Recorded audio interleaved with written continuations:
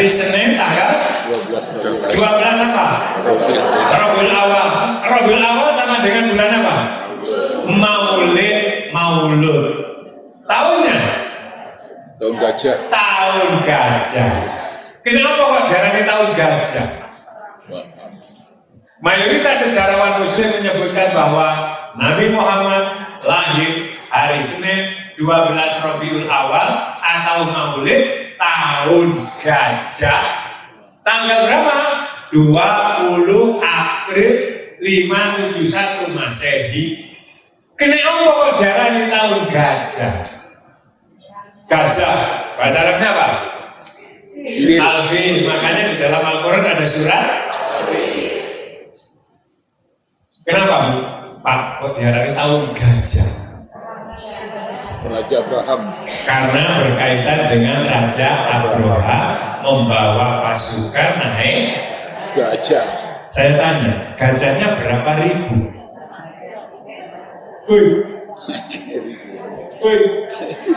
Gajahnya pirang-ewu.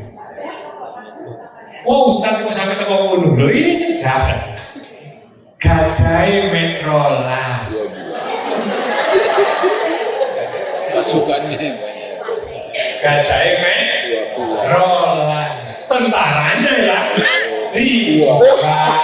Gajahnya metrolas. Jadi disebut tahun gajah. Gajah metrolas itu mulai ditomboki nomor rolas sampai nomor gajah. Bermula dari seorang raja dari negeri Yaman. Negeri Yaman itu UNESCO menobatkan negeri yang sudah ada 3.500 tahun sebelum Masehi. Jadi Yaman itu termasuk negara tua.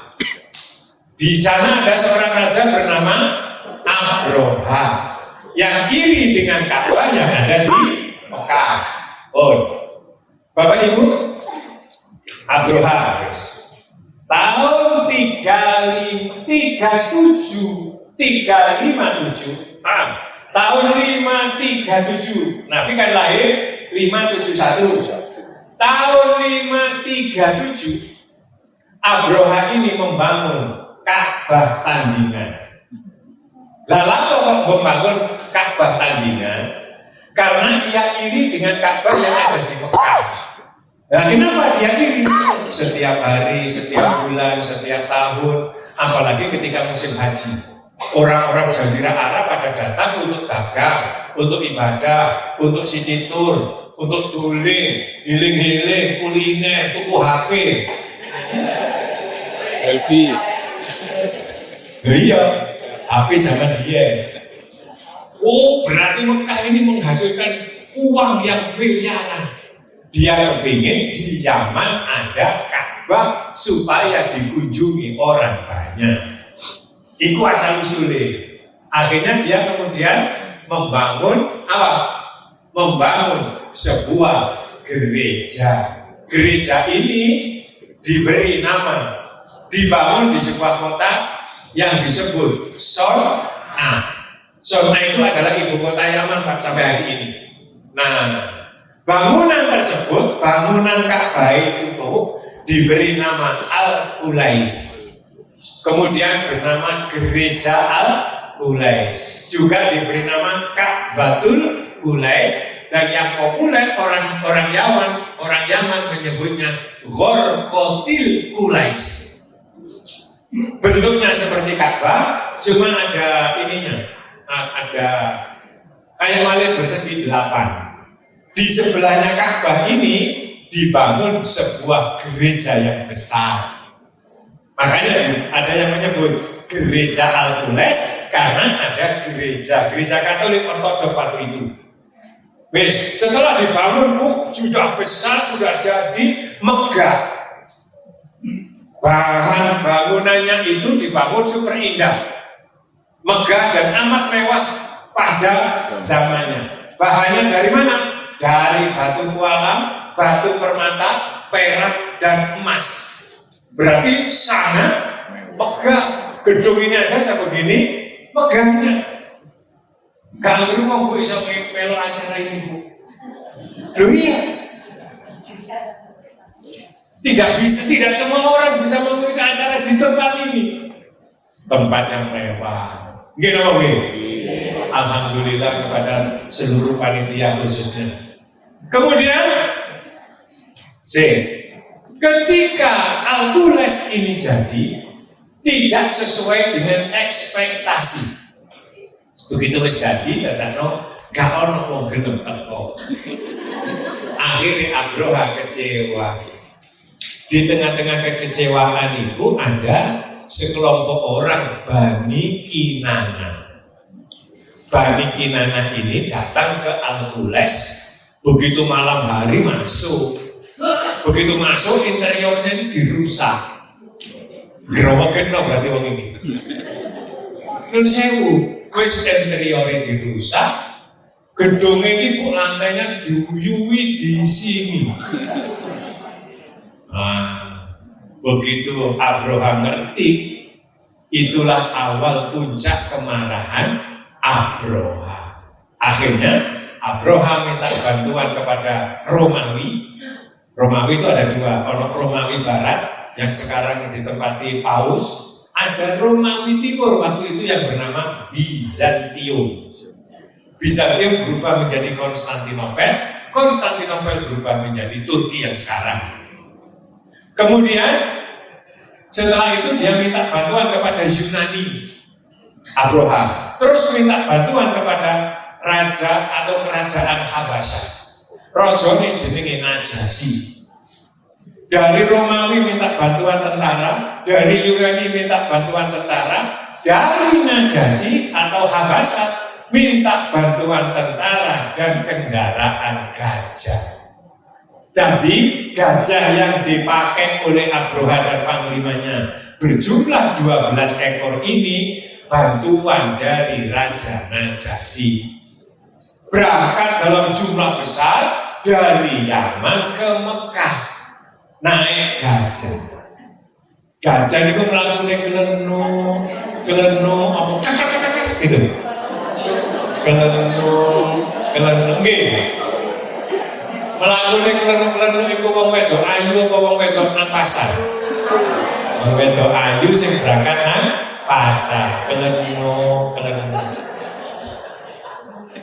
Begitu sampai di Mekah, belum masuk kota Mekah, sampailah di sebuah desa jenenge Al-Muhammas. Al-Muhammas 20 km sebelah timur Mekah. Nek panjenengan haji dan umroh nanti ikut Moris. Kalau TR nanti didudui Bu iki lho stasiun Sepur Mina. Nah tidak jauh dari itu ada kampung Muhammas yang tidak ada bangunannya. Disitulah dulu tempat peristiwa Abroha. Setelah itu Abroha mengirim utusan kepada pemimpin tertinggi Mekah. Utusan itu bernama Hanato Al-Amiri. Hanato Al-Amiri. Setelah Hanato Al-Amiri berangkat ke Mekah, ketemulah dengan Abdul Muttalib, kakek Rasulullah. Setelah itu Abdul Muttalib menemui Abroha yang ada di Al-Muhammas.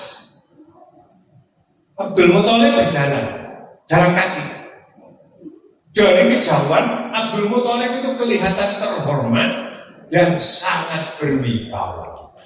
Tadi nek melaku berwibawa kaya kula itu. Nah, kau sing lelem ya. Tak lelem. Karena melihat Abdul Muttalib begitu wibawa, Abroha yang tadinya di atas pelana gajah itu turun. Lungguh jejer karo Abdul Muttalib. Dan saya belum menemukan sejarah nek Abroha itu tahu lungguh jejer selama dari raja karo orang yang biasa. Kecuali kepada Abdul Muttalib. Terjadilah dialog. Abdul Muttalib, ada apa? Aku datang ke sini bukan untuk memerangi kamu, bukan mau berperang, bukan mau merusak, bukan mau naik anaknya. Saya cuma satu, Abdul Muttalib, mau menghancurkan Ka'bah. Iya, misinya cuma satu, menghancurkan Jadi ini Abdul Muthalib Abraham, Ka'bah itu duduk tekku. Ka'bah itu ada pemiliknya sendiri, ada yang menjaganya sendiri. Aku datang ke sini, kalau urusan dengan Ka'bah. Aku datang ke sini meminta untaku 200 yang kami jarang. Karena Abraham itu setiap berangkat dari Yaman, setiap melewati negeri dijarah. Ketemu PT dijarah PT, ketemu bebek dijarah bebek, ketemu wedhus kambing jarah, ketemu sapi jarah, termasuk untone Abdul Muthalib 200. Jadi ini Abraham, Abdul Muthalib, dia terkejut. Saya datang jauh-jauh dari Yaman, itu akan menghancurkan Ka'bah yang kamu anggap suci, yang kamu anggap sakral dan seterusnya. Lah kok kamu cuma minta monta yang aku jarang? Apa jawabnya? Abraham, Ka'bah bisa sing duwe. Ka'bah ada yang pemiliknya sendiri, ada penjaganya sendiri. Aku hanya minta 200 ontaku kau kembalikan. Akhirnya dibalik, kenapa? 200. Terus Abdul Muthalib pulang, sudah tidak ada urusan dengan Abraham. Begitu pulang Pak, dia tidak langsung ke rumah, langsung ke Ka'bah. Begitu sampai di pinggiran Ka'bah, beliau berdoa, ya Allah, ini Ka'bah milikmu, kau sendiri yang menjaganya, aku tidak sanggup menjaganya. Sebentar lagi akan dirusak oleh Abraham, maka aku serahkan sepenuhnya kepadamu. Bu, Pak, wong murid ibu, nikmat terbesar setelah iman, Islam, sehat adalah bisa kembali hanya kepada Allah, bukan kepada makhluk. Makanya ini apa yang diutang? Ya, dengkul, lino, siramu, metang senang, ya metang senang, irung buntut, kuping budak, ya. Ojo sambat nang menungso. Sambat nanggone Gusti apa-apa. Lah iya jeng aku ki lho utang akeh piro? Ana mek 30 triliun. Hah? Aku utang duwe kok selawe-selawe triliun. Apa jawabnya? Oh ana jeng pinginane aku bayar sekolah. Bojoku iki yo papa. Sing siji nglairno. Sing nomor 2 minggat. Nomor 3, meten, tuwek. Nomor 4, jaluk ganti mobil. Nah, dijori Pak. Kalau tidak sambatin nang Allah, tapi kalau sambatin nang Allah, pasti dicukupi oleh Allah. Begitu Abdul Muthalib ini kemudian menyerahkan kepada Allah, habis itu beliau bengok. Bengok Pak, ngerti bengok? Berteriak. Yang diteriaki penduduk Mekah, woi, wong Mekah metu kabeh. Barang wis metu tenggene Ka'bah, dijak munggah tenggene dhuwur gunung. Lalu ingin tahu apa yang akan terjadi, Ka'bah akan dijul. Jadi hampir seluruh penduduk Mekah menyaksikan apa yang terjadi. Wong kabeh munggah nang gunung. Begitu wis munggah nang gunung, 20 km di sebelah timur Ka'bah itu ketok ribuan pasukan. Gajah itu digeyepuki, dipacuti sampai diiris dagingnya gajah ini. Ben gelem mlaku. Ternyata tidak mau jalan. Gelem jalan tapi malah berbalik. Itu hebatnya. Dalam waktu yang bersamaan ini disaksikan oleh seluruh penduduk Mekah, Pak. Dari waktu yang bersamaan itu, dari laut itu bermunculan segumpal awan. Akhirnya suasana menjadi gelap, seolah-olah mau hujan. Ternyata ini bukan gumpalan awan, tapi segerombolan burung ribuan bahkan jutaan. Burung-burung ini membawa 3 buah batu. Yang satu di paruhnya, yang 2 di cengkram kedua kakinya. Burung-burung inilah yang kemudian melemparkan, menjatuhkan batu-batu itu kepada ribuan tentara Abroha sehingga mati. Allah mengabarkan di dalam surat Al-Fil, alam taro kaifa fa'ala rabbuka bi ashabil fil. Di penghujung ayat Allah menyebutkan ka'asfin ma'kul, hancur tubuhnya gajah, tubuhnya tentara seperti daun yang dimakan ular. Pertanyaannya, Abraham mati nama mboten? Wih, Abraham mati nama urip? Urip nama mati? Urip, Pak. Walaupun sudah luka-luka dia masih hidup dan bisa bertahan, pulang kembali ke Yaman. Jadi tentarane mati di Mekah, Abraham mati di Yaman. Mati apa bongko? Bongko apa mati? Nek mati wis diganti. Nek mati berarti nek mati wis entek. Lah nek Abraham bongko diobong neraka. Kalau peserta pesantren lansia sedo. Napa Bu? Napa Pak? Sedo niku kepanjangan siksane wis disuda. Lah napa kok siksane disuda?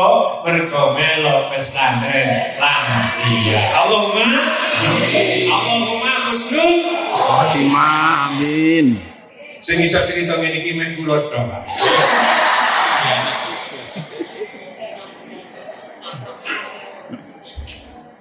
Kita lanjutkan. Dibangun super indah, megah dan amat mewah di zamannya. Yang ketiga, nomor siji tinjauan bahasa maulid. Nomor loro tadi apa? Kelahiran. Sekarang yang ketiga, peradaban berkemajuan yang dibawa oleh risalah Nabi. Peradaban dalam bahasa Arab ada 4, sakofah, hadoroh, adab, dan tamadun. Dalam bahasa Indonesia cuma ada 2, budaya dan peradaban. Peradaban aja dari bahasa Arab. Yang pertama, peradaban apa yang dibawa oleh Rasulullah? Nomor siji, sauratul aqidah ila tauhid. Apa saurah itu? Revolusi. Apa yang direvolusi oleh Kanjeng Nabi? Akidah. Untuk apa? Kembali ila tauhid. Isinya apa? Isinya mengikuti jejak Ibrahim, atau yang populer dengan disebut millata Ibrahim. Karena apa? Karena beliau adalah bapak para nabi. Yang kedua, mengembalikan kepada agama tauhid yang dibawa oleh seluruh para nabi.